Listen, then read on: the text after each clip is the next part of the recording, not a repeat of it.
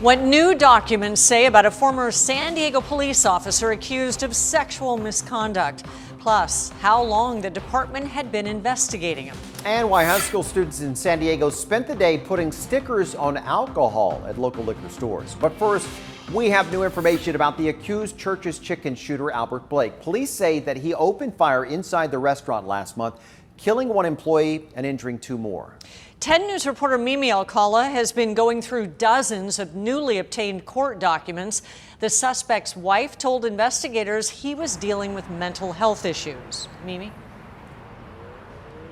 Mental health and drug issues, according to that woman named in these newly unsealed court documents. We're also learning more about the car that the suspect was last seen leaving in here at the Church's Chicken. The wife, Amy Collins, says she's been separated from Albert Blake for the last 3 years, but allowed him to use her car. The car that police tracked down and linked to the murder inside of this Church's Chicken. According to these documents, Collins claims when she asked Blake for her car back after November 6th, he told her that she would never get the car back and that he would blow it up. Blake has a lengthy criminal history, crimes including domestic violence, burglary, and DUIs. But Collins told investigators that Blake suffered a stroke in June and has been mentally unstable ever since. She also told them she believes he was using PCP. He's been charged with murder and attempted murder.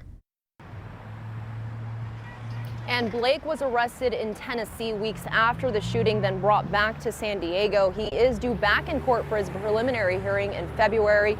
If convicted on all charges, he faces up to 114 years to life in prison. We're live in Otay Mesa West. Mimi Alcala, 10 News. Mimi, thank you. And the warrants also reveal exactly how investigators used Blake's wife's car to tie him to the murder.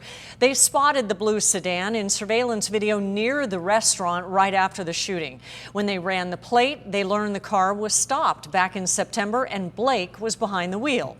Armed with a name, they pulled Blake's cell phone records and found calls he made to a woman he was dating in Spring Valley. That's where they found the car, and inside they recovered his wallet along with two fake $100 bills. A jury has convicted a La Jolla restaurant owner on some of the rape charges he's facing. The jury found Daniel Dorado guilty on 20 charges. He faced 35 in all. The jury acquitted him on 3 counts and deadlocked on 6. They will continue deliberating the remaining counts on December the 30th. Dorado is accused of drugging several women and sexually assaulting them. Prosecutors say that he met them through dating apps or under the guise of a job interview at his restaurant.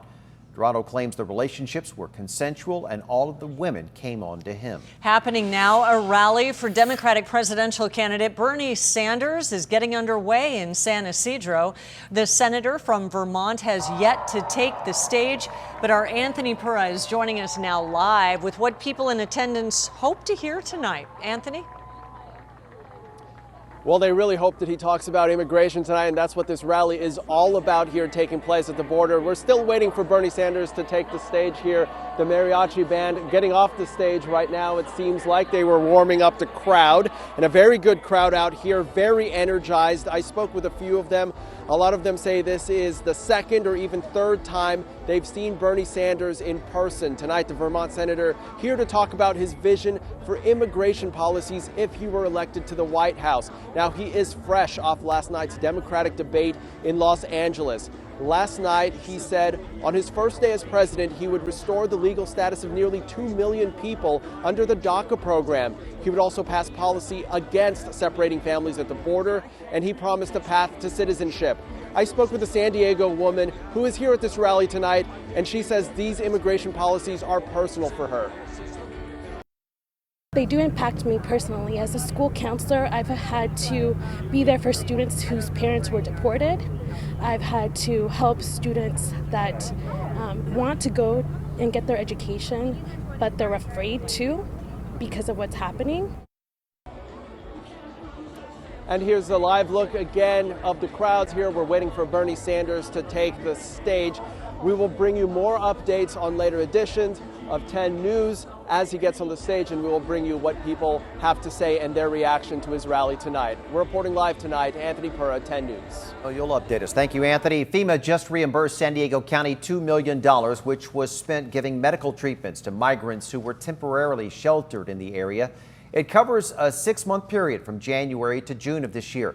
That's when the county first opened the former family court building downtown to house the migrants. The county is also seeking reimbursement for costs they incurred starting in July. Looking live at the 94 where it meets the 805 in Mid-City, where traffic is moving right along. Holiday travelers are again packing the roads and the skies.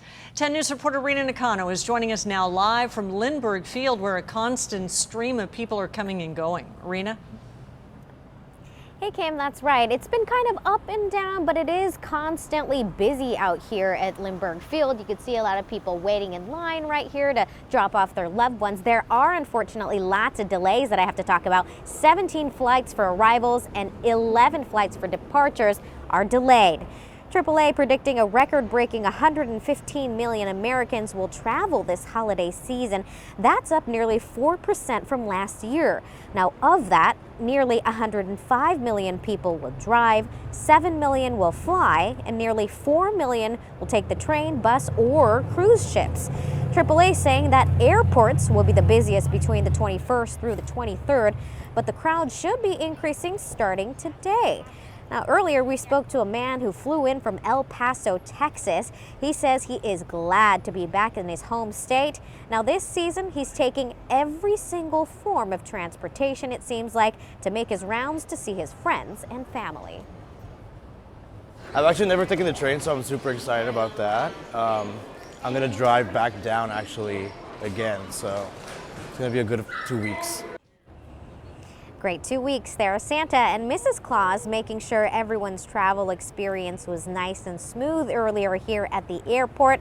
AAA saying the busiest day here is expected on Sunday, the 22nd. Now, coming up at 7 o'clock, a big welcome home to a family of military servicemen. We'll have their story in an hour. Reporting live in the airport, I'm Rena Nakano, 10 News. A lot of great homecomings. Rena, thank you. The weather may be cooperating for people leaving San Diego for the holidays, but it could be a little different picture when they return. Jen De La Cruz is tracking the drastic change that's coming in our forecast. Yeah, big change. We saw beautiful conditions for today. Unfortunately, that's not going to stick around for a long time. We have 6 days of rain here where we are tracking in the 7-day forecast starting on Sunday. The afternoon is going to be relatively dry. That's a big travel day for a lot of people. It's not until late Sunday, overnight into Monday, that we're going to start to see those rain totals pushing into San Diego County. Monday being our heaviest day for rain, with showers lingering into Tuesday, and then a second stronger and colder storm moves in on Christmas Day, with showers and snowfall lingering through Thursday and Friday as well. So 2 rounds of rain we're talking here. The first one we're expecting up to 1.5 inches of rainfall, snow down to about 5,000 feet. The second one starting on Christmas. Heaviest rain will be Christmas night, up to 2 inches of rain there, with snow levels down to about 4,500 feet. So we're tracking a wet and a white Christmas here in San Diego. All right, tonight we are getting an inside look into how the San Diego Police Department investigated sexual misconduct allegations against one of its own. Well, Christopher Hayes pleaded guilty in 2014 to felony false imprisonment and misdemeanors for assault and battery against multiple women. Team 10 investigator Adam Rakusin is joining us now with what he has uncovered in some newly released information. Adam. Yeah, the department released 4 different investigative reports. The documents go into detail about interviews with the women and Christopher Hayes. They also go into detail about how the department investigated Hayes, dating all the way back to his time at the academy. In August of 2014, former San Diego police officer Christopher Hayes pleaded guilty to felony false imprisonment and misdemeanors for assault and battery. 4 women came forward and testified against Hayes. They say he held them against their will and had them perform sex acts. Thrust his hips and says, "Just touch it." At the time, Hayes' attorney told 10 News Hayes pleaded guilty because it was in his own interest. Where he's saying, look, I'm not admitting to do anything wrong. I'm just saying I'm looking at almost 4 years in prison. This is the best deal for me and my family. 5 years after that plea deal, the department released documents including an internal affairs investigation detailing how they investigated the original complaints. In the documents are detailed interviews with the women, police department supervisors, and fellow officers. At one point in the report, an officer wrote, Hayes asked the captain, if he just quits, will this all go away? The report goes back to when Hayes was first in the academy. The documents describe an interview with a female officer who was at the academy with Hayes. According to the documents, the officer told investigators the entire 6 months of the academy was uncomfortable when she was around Hayes, and that Hayes would constantly use his palms to do female searches instead of using the back or blade of the hand. The officer said she never brought it up to training officers. Another release report shows Hayes' supervisor at the time was asked to characterize his work performance. According to the report, the sergeant indicated Hayes wasn't the smartest guy, but if you directed him to do something, he'd get it done. And we got in touch with Hayes through his attorney. He has no comment and says he just wants to put the whole case behind him. He says he's doing well in Arkansas with his family. These files were released under a law enforcement transparency law that went into effect in January. If you want to read the documents that we obtained, you can. We put them up on our website under the Transparency Project. You can also search other case files we've obtained through the new law. Adam Rakusin, Team 10.